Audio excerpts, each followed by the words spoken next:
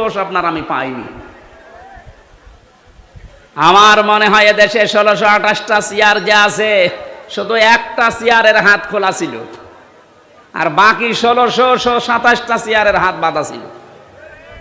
যারা লাফাতো এই কাকু থেকে শুরু করে হাসাও মাহমুদ থেকে, প্রত্যেকটা খালি আন্দাজে চাপা পিটা, ওদের কথায় বার্তারায় কোনো মিল নেই।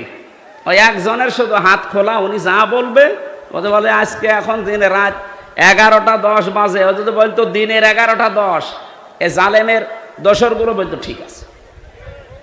এইরকম অবস্থায় পৌঁছিয়েছিল দেশটা।